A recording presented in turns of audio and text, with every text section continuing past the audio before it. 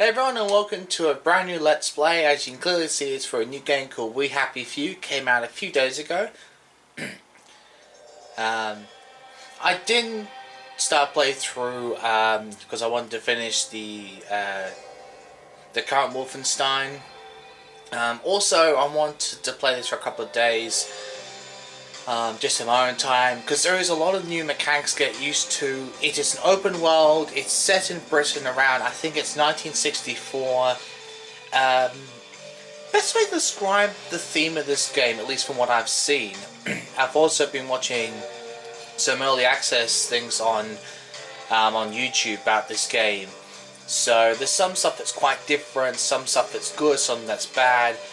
But I suppose in reference to a lot of children's movies, the best way to describe this game is if you think of the movie called Caroline and The Nightmare Before Christmas, how, you know, there always seems to be a happy and a very almost dark, sinister side to those storylines. This game is pretty much like that. So yeah, it's very interesting in that sense. So there's a lot of old-fashioned, old British, you know, language using this. Lots of old British sayings. So yeah, it's something to get used to. I mean, for me, I'm British, so it's a bit easier to understand. What I might be doing, I might adjust the lighting for next episode. I won't adjust halfway through this one, obviously. We'll see how things go. There's two ways of playing this stuff with. There's one that's just a nice to get used to the storyline. There's another one which is a bit more difficult, which there's another YouTuber. I will put the name of his channel in the description. and the way is you have to worry about feeding. You have to worry about make sure you're well fed and well nourished. You have to make sure you've had lots to drink and everything, otherwise your stamina drops. And you have to sleep a bit more often. But on the settings I'm going to do, we do it for the story, because I haven't played through the whole thing obviously, so I don't want to be too surprised. There's a lot of stealth involved in this game as well, so I don't need any extra surprises. But if you like the one where it's more of a challenge, you know, balance yourself between keeping fed, keeping nourished, then maybe check out the other guy's playthrough, because he does do all that. He also did an early access.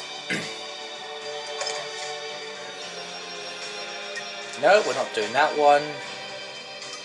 Oh, for God's sake. Bear with me here. Ah, thank you. I was wondering what the hell was going on. Okay. Thank you, yes. Permadeath, no, thank you. Oh, yes. By the way, if you select yes and you die, you restart the game from the beginning. So, on anything, please select no, otherwise it's a pain in the ass. Anyway, let's get started. There are actually some news articles you have to read. I'll read them out loud just so I can get, because see, a lot of these things, there's a lot of stuff you have to, the articles, like in other games, like in Vampire and even a bit more in the AC series, you know, the news articles give a lot of backstory as well to this game, so it's good to read them, good to catch up.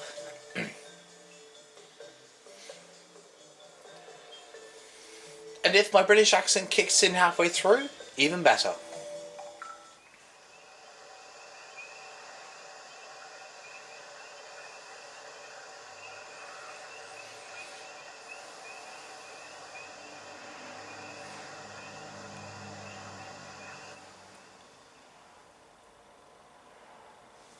Yes, want to continue, for goodness sake.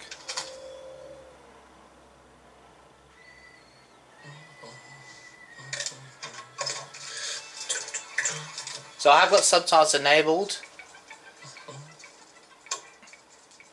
When's the garden prize? Oh,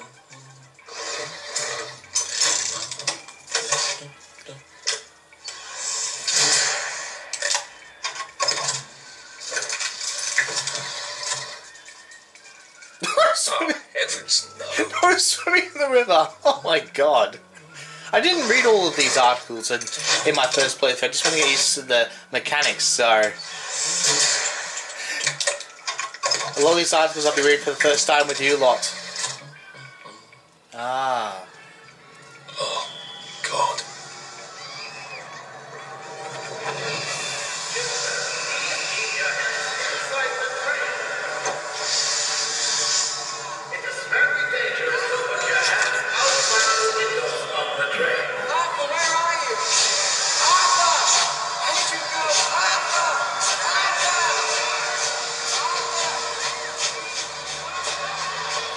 I should just take my joy, shouldn't I?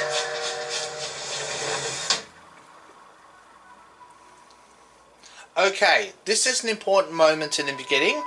I was in early access and they told us something very important which I will tell you. If you take the joy, the game ends because you don't want to remember. You need to forget the joy to continue through this game. It's a really important part. So, just thought I'd let you know.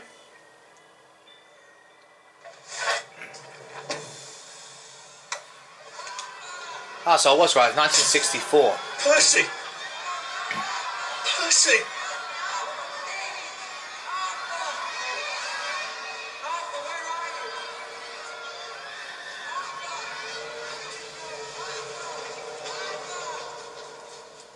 I won't explain why all that commotion's for. What have you been up to? No one's seen you for hours. Oh, nose to the grindstone, you know. Then why haven't I heard a single whoosh through the door since 10 o'clock? Did you forget we're having Deirdre's birthday party? Oh. We've got a piñata. Right. Brilliant. Of course. Have you forgotten your joy? Of course not. Snug as a bug on a drug. Well, come on then, finish up. Just have a few more pages. I know you're very busy. Then don't take too long to finish. Aha. The power cell's empty. Well, what will you do? I'll get a new one. Pretty obvious, like... Wait, select you stupid thing.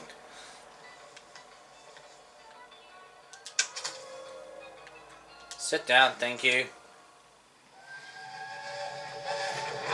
There is now a curfew in effect tonight.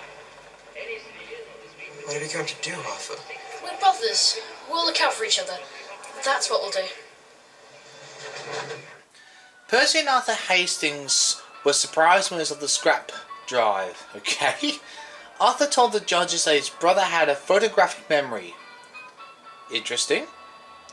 Percy knew exactly where all the old cars and prams and things were in the Garden District. Percival himself rarely speaks to strangers, apparently.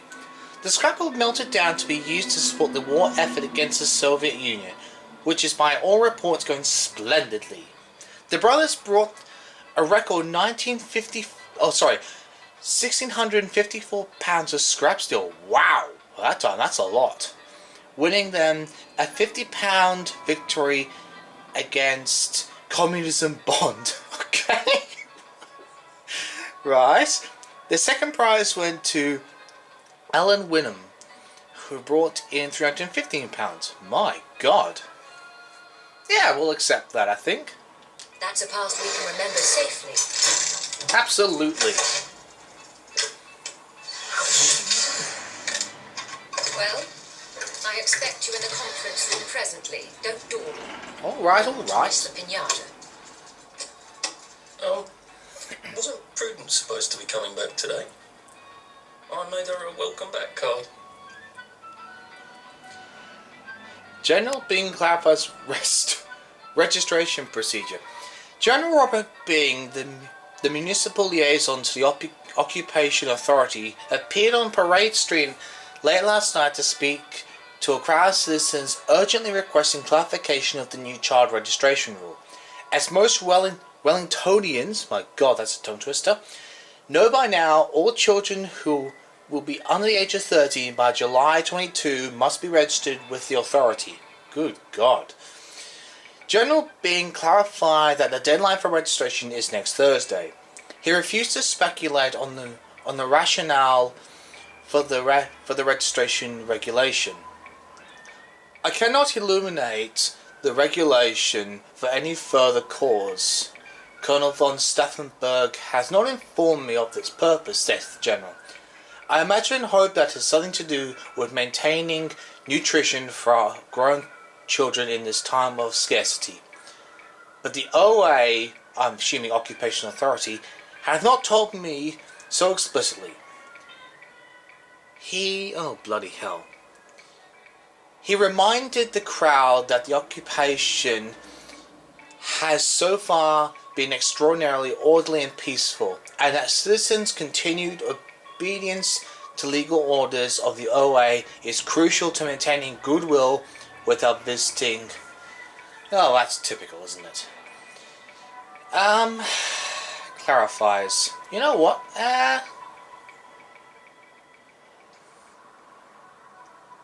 Go on, we'll let that through. At least people know. That's a rather inconvenient bit of history. Still, people have at least got to know.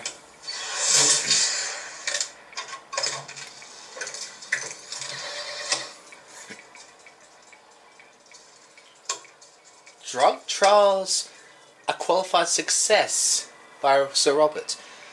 Okay, 1952, wow, we're a few years back. The first round of trials of a new anti-melancholic medication have been a qualified success, stated Dr. Alexander Gross, acting head of Melancholia Studies Laboratory at the Royal Victoria Hospital. The drug reduced melancholic feelings in a 28-hour, 30 despondent rats over a 20-day period. Oh my god. Despondency can be induced in the rats by repeatedly giving them electrical shocks. Okay. Despondent rats take up to twice as long to navigate a maze. Oh, that's cruel almost. After administration of the drug, previously despondent rats regained up to 50% of the navigation speed before administration of the shocks, stated. The drug now has to be tested in human volunteers. Citizens who wish to apply as a potential volunteer, there is already a waiting list. Seriously?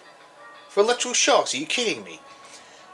Can do so at the Royal Victoria. Oh my god, people actually queuing up to be shocked.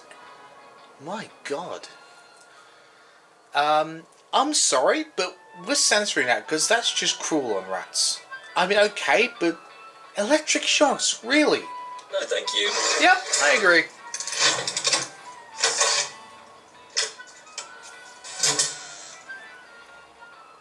Okay, we're empty. Going to take the power cell. Okay, let's search some of these things. A few things to note is that let's check the date. So it is 1964. Okay. You can search quite a lot of things in this game. There is actually a device in this game that means you can actually,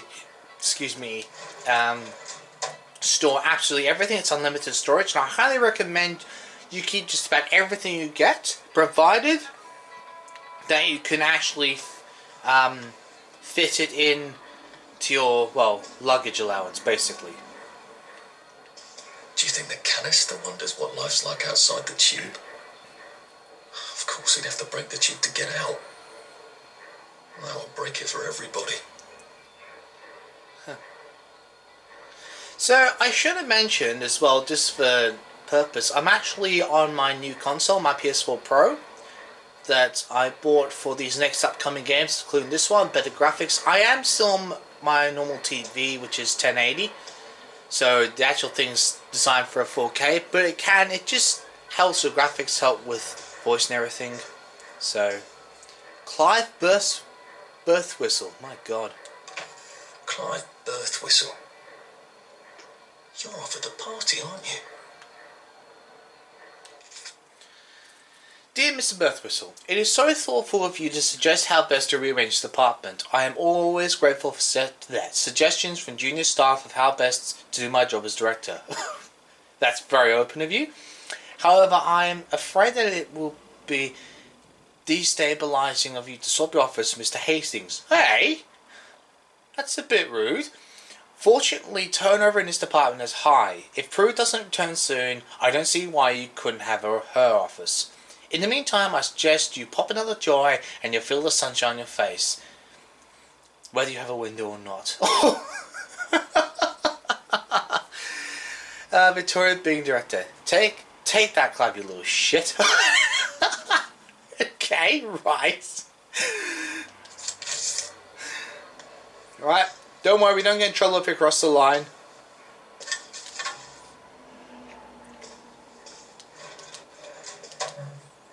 Yep. Now this is one of those games where, very much like in Vampire, where there's a lot of crafting involved. You can use a lot of things you collect around the open world. You can use to craft numerous things. So, director being one of your employees is a subversive and may even be a downer. I overheard him in the commissary telling a friend that he thinks that his job redacting old articles is silly. And what's so scary about the truth? He's very tall and slim with black hair and brown eyes and glasses. I know I should have asked his name, but I am an unnaturally shy woman. And there it leaves off. A shy woman? Are you, Clive? Hey, excuse... What? Oh, is this from, is that from Pro, is it, maybe? Oh, okay. Or just a nasty, manipulative schemer. Yeah, I think he's more of a manipulative schemer, I think Clive is. That little shit. He wants my view. Yep. Very much sounds like it. Okay, I'm going to do his articles and see if they can ruin his reputation a bit more. What do you think? Well, let's see what this thing thinks of you right now, Clive. Exactly.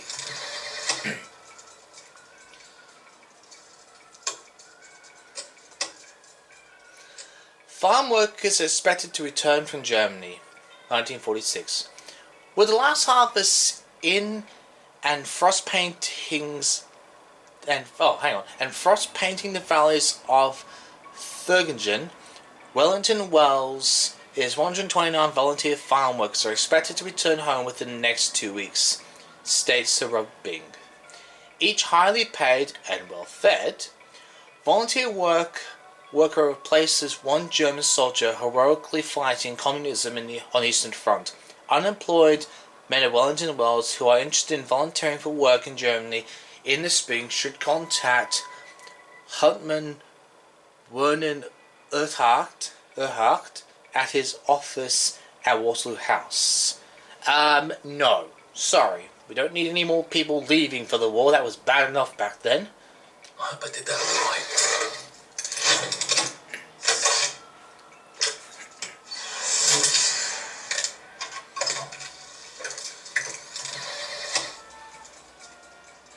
Taxi service restored on 3 wheels. Okay. I haven't read all of these, so this is the first time for both of us. 1952. Wellington Wells once again has taxi service. Bicycle taxi, that is. The enterprising young Nigel Hemingford is now paying passengers along Parade Street. He's also willing to take up to 2 customers at a time anywhere in Wellington Wells. Mr. Hemingford, 17, built his taxi service out of 2 bicycles with the assistance of his father, Edmund Hemingford, known locally as the Wickerman, for his mastery of the art of crafting wicker. The seating of Mr. Hemingford the younger's bicycle rickshaw, as he likes to call it, takes its inspiration, according to Mr. Hemingford the elder, from Roman racing chariots. Contrary to what you've seen in the old movies, these had to be as lightweight as possible, yet sturdy. You know what? We'll allow that. It is creative and inventive. Not sure about that. Oh, damn. I meant to censor that. Oh, god damn it. That was... meant to ruin his reputation. Ah. Well, you get that let off, don't you? You cheesy little prick, Clive. Wellington under reopens.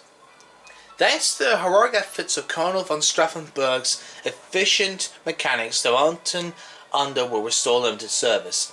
The following stations will be served from 1 hour after curfew ends to 1 hour before curfew begins. Waterloo, Minorca, City Hall, Trafalgar, Thermare, Victoria. Tickets are I think that's 1 pence, I think, and 6 pence. No, 1 shilling 6 pence. Gotta remember it's old currency now. My God. For the aged. Details are available at the stations during operations. I'm sorry we're censoring that because we want to destroy Cloud's reputation. It's a good document, but because it's live, censor it. I think we can live with that. Yep.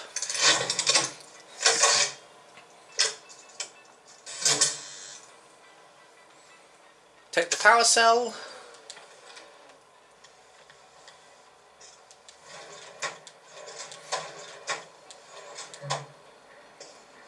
Close that one so no one thinks of being in there. This is Prue. Whatever happened to you, Prudence?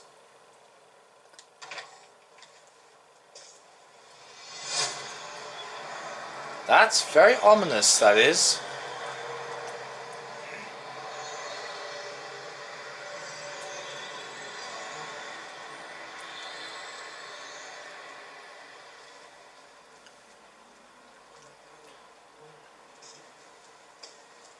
You're not coming back, are you, Prue?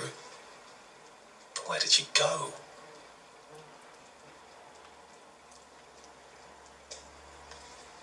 Okay, that just shows how long it's been since anyone's actually been in this room. Okay, can't get access to any of those. They're all about. Are you off your joy, Prue? I mean, you too. Wait. Oh, we can't take that, can we not? Alright. Take place. Let's help her out. Even though it's slightly suspicious. Bolshevism against Europe Gala, a smash. Oh God, okay. Let's see if I can say that correctly enough times. 1945. The new and exciting exposition, Bolshevism against Europe, had its sparkling gala at City Hall last night. 88 invited luminaries, including the new Queen of Wellington Wells stage, Jane Morris, as well as members of the executive committee. And of course, Sir Robert Byng and his eye-catching daughter Victoria attended a glamorous function. The exhibition is now open to the public.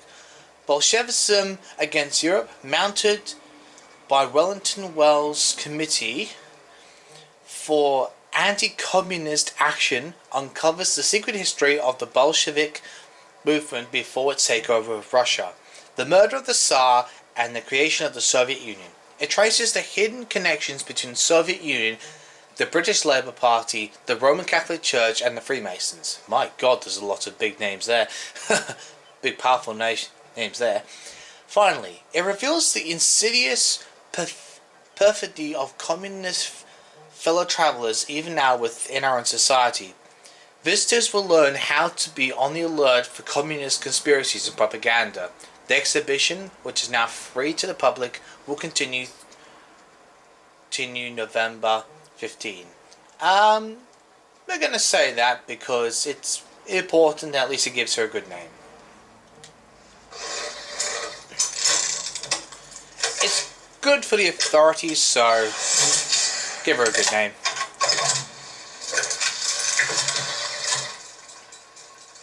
Baby's weight in tripe. What? Okay. Remember your turn in automotive. Turn your automotive. 1945. Gunnar von Stauffenberg reminds citizens that all private automotives have to be requisitioned by the municipal authorities on behalf of the Imperial German Army and must be turned in by October 2nd. Owners are to bring their vehicles, which must contain at least 1/4 full tank of petrol, to the train station. To reduce queues, vehicles with license plates ending in 1 and 2 may be turned in October 3rd. Maybe turned in on Monday. There. 3 and 4 on Tuesday, 5 and 6 on Wednesday, 7 and 8 on Thursdays, and 9 and 0 on Fridays. It's efficient Just a little complicated. A fine of £100, which is actually a lot back then, believe it or not, will be levied against the registered owner of any automotive not turned in by that date. The fine will be the fine for an empty petrol tank is £10. Owners with a current municipal exemption, of course, are not required to participate. Okay, well, it's informative and necessary, so we'll approve it.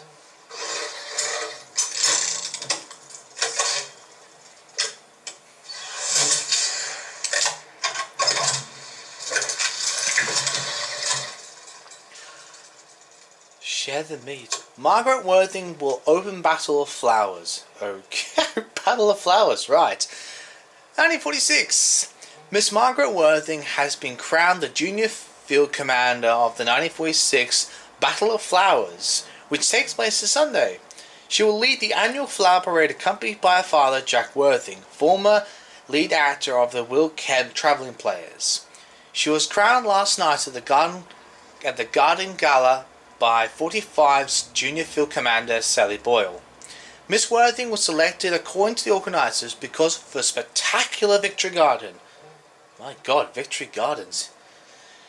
Wow, gardens actually winning victories. Well, fair enough.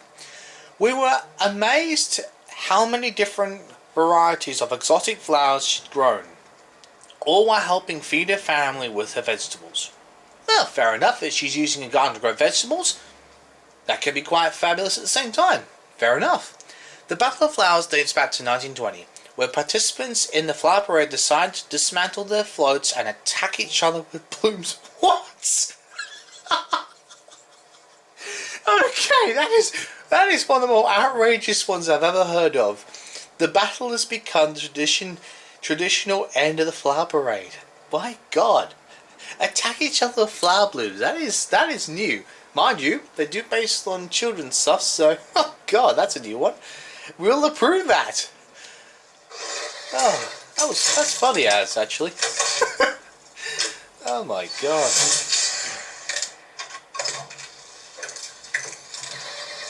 Police arrest for in breeder riot.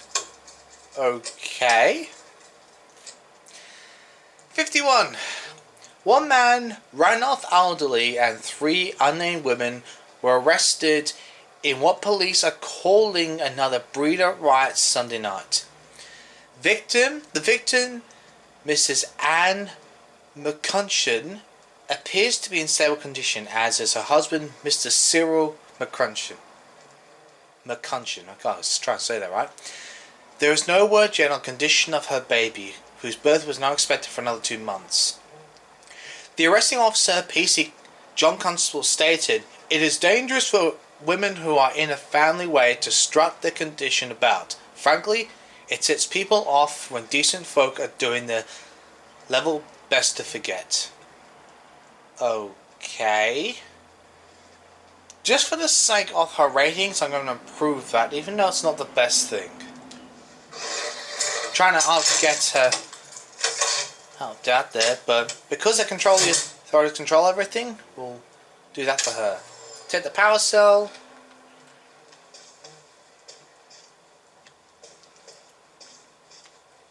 Hopkins Jones. No, leave me alone.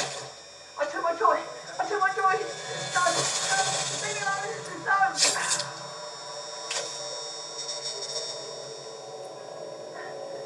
Oh, hi, Arthur.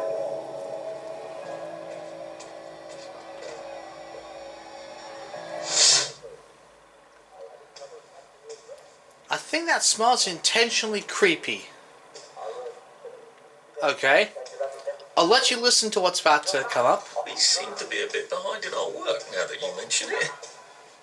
Other symptoms you might have are red or purple spots on the skin, especially on your legs that look like this. Do you find your muscles are sore even when you haven't been overusing them? Well, you may have scurvy. And congratulations, this is one of our traditional English enemies. And like all traditional English enemies, we've beaten before, yes, and we'll beat it again. As you know, England has traditionally ruled the seas. Rule, Britannia, Britannia, rule the waves. Britons never, never, never shall be slaves. And that means that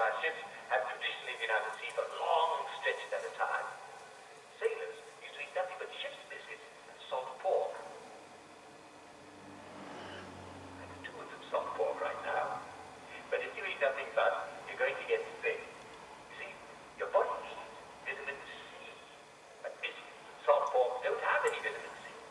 So sailors and long English voyagers would get sick. And they didn't have joy to make them feel any better either. Well, a lot of Englishmen put their scientific brains to the challenge, and it was soon discovered that fresh vegetables would cure the problem right away. But how do you get fresh veg on a border boat that's not going to dock for months? Well, Captain James Cook discovered that if he took limes on board, it could cure the sailors.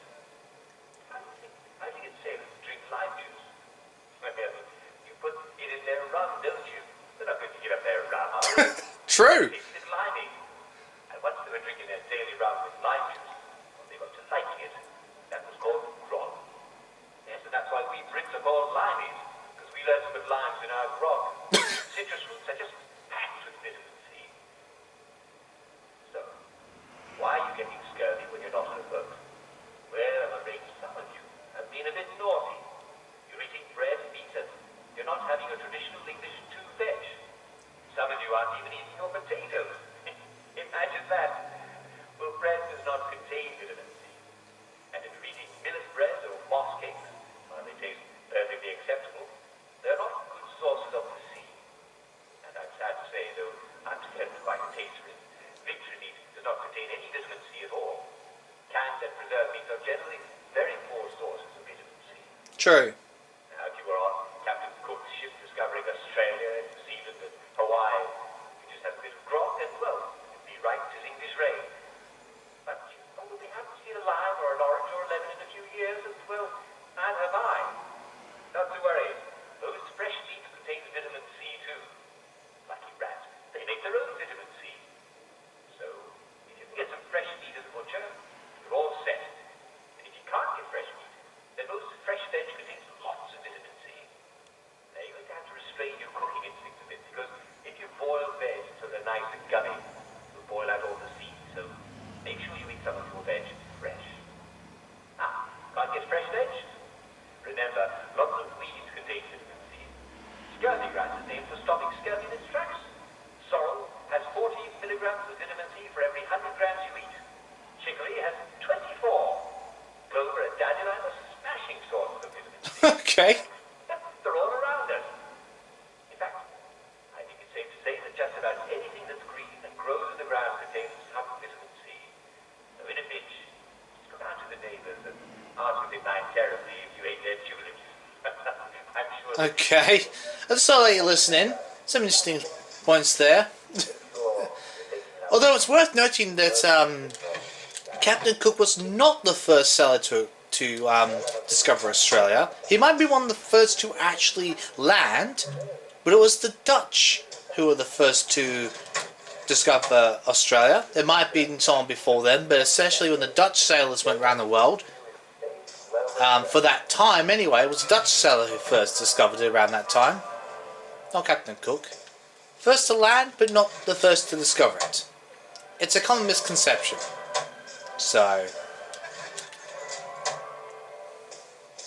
Welcome to today's edition of Well. Show where we talk about how nothing there. Okay. There you are. You nearly missed the piñata. It's the most adorable Spanish custom. Uncle Jack did a whole show about it. You smash it until all the sweets come out. Yeah, that's Uncle Jack in case I didn't tell you Hit it. Hit before. it. Hit it. Hit it! Hit it!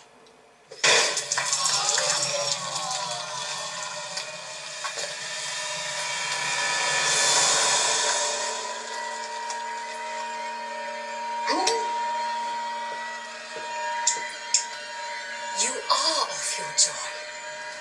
Take one of mine. Oh my lord. He's a downer. Call security. We've got a downer.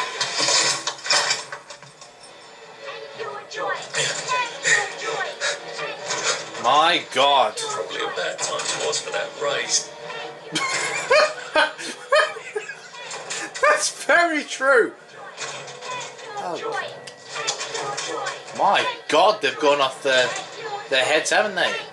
Good God. Wait, isn't this? Oh, right. Oh, yeah, it's giving us instructions, that's right.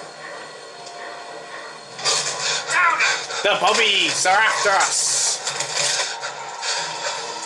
Yes, that's the old name for policemen back then in Britain. The bobbies.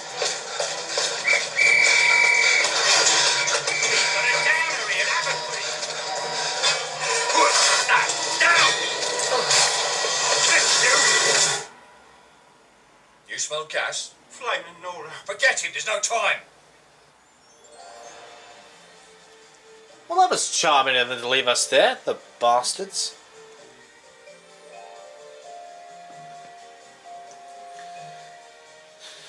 Yeah, but the old doctor we were talking to there had a painted on mask was Uncle Jack. Probably should have mentioned that, but anyway. So the joy is like a hallucinatory drug in a sense. So it sort of like gives you the popular F-named ecstasy, you know, with the claimed effects of it, combined with the effects of hallucinogenic effects of marijuana. Think about it like that, that's what joy is. Best way to describe it. Not that I've ever taken any of those drugs myself, but I come from a medical family, so I've heard of the effects. So, not that they're brilliant by any means, but people still take them with the high, don't they?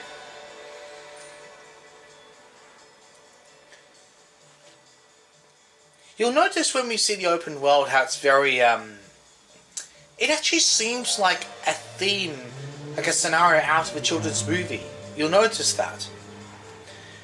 Now, I'm going to do this, for the first couple of episodes we'll be wandering around. When I get time after recording for a while, what I'll do is I'll actually explore the map, like I'll actually unveil the map as best I can, and then when I'm recording, we'll be searching houses, doing side missions, progressing with the main story, talking with people.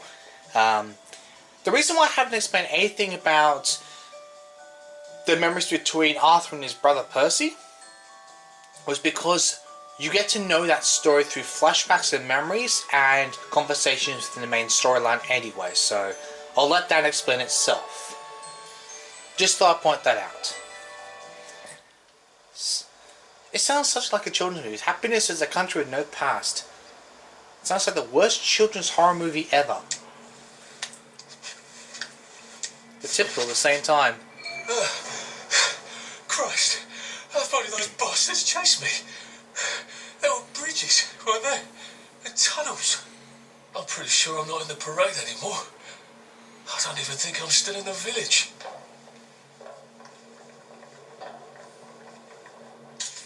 Okay, so this is a crafting section. Do all sorts of things. Let's have a look. So these are all. There's a skills points tree as well, which you can get.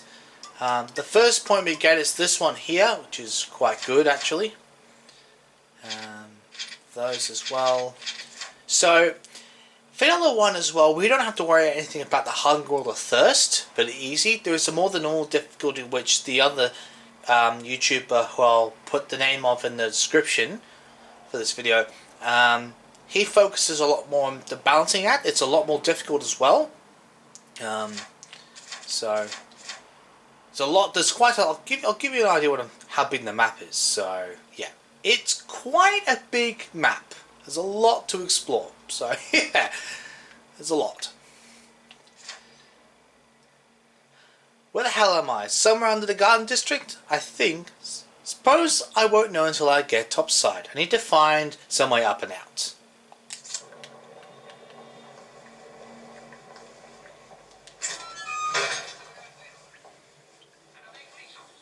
Okay. Wasn't there something else? Oh, there's a sovereign there, wasn't it? Yes. Sovereign a currency. Just so you know in this game.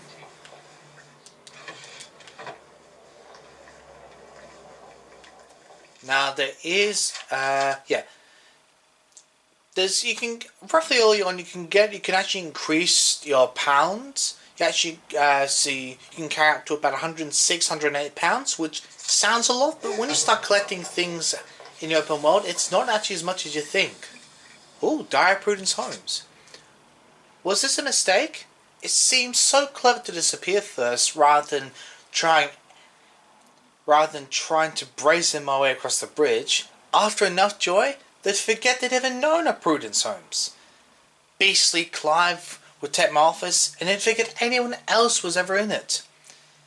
But now that I'm here, I wonder, should I have put my trust in Mr. Kite? And where is his bloody instructions?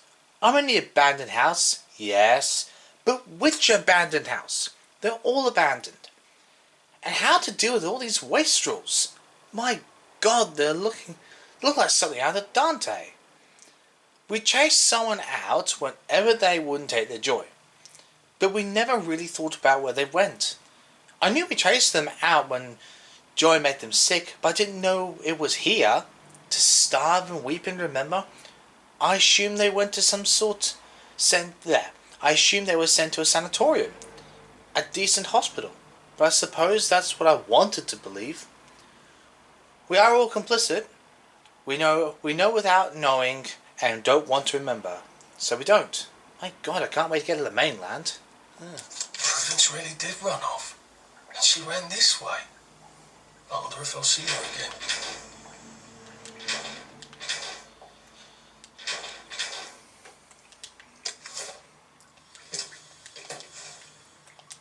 Yes, you can search the toilets in this game, although it seems kind of disgusting. There are certain objects you can only find in certain places in this game, so bear that in mind.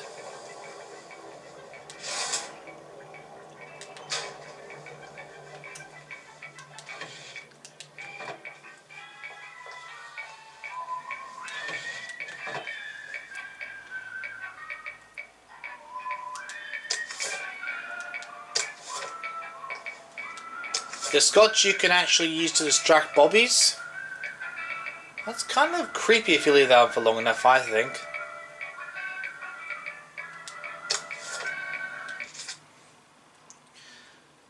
To Mr. Underhill, Station 4 from Jim Watt.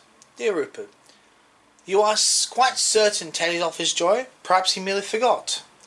You've got to look after your mates, man. Have you tried tying a string around his finger? That always helps me. Anyway, I can't reassign Teddy because I haven't got a replacement. All the juniors are off at Scargill. Their substance has been severing all sorts of connections, my God. All the molatine must flow. Okay, there must be energy. I really appreciate your sticking by a post. If we don't do our duty, who are we? But try the string around the finger. I feel certain you will manage the situation. Okay. Not very confident, is it?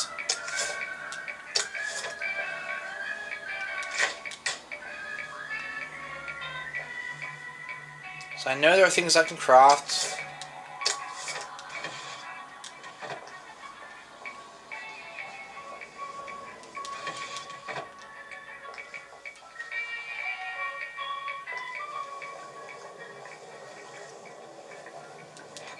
I'll need some odds and bobs and bits of metal to make a lockpick. Alright, let's get ourselves a lockpick. Now there's one... Oh crap, I created too many. There we go. 3 years of the salamander and me getting into constant trouble finally pay off. Now there's one downside I've noticed in this game is that you can't actually assign things to the quick slots. I've tried it in my own time in my first short playthrough. You can't assign them, and trust me, at parts of the game this really does become tiresome. I mean it. It's quite annoying actually.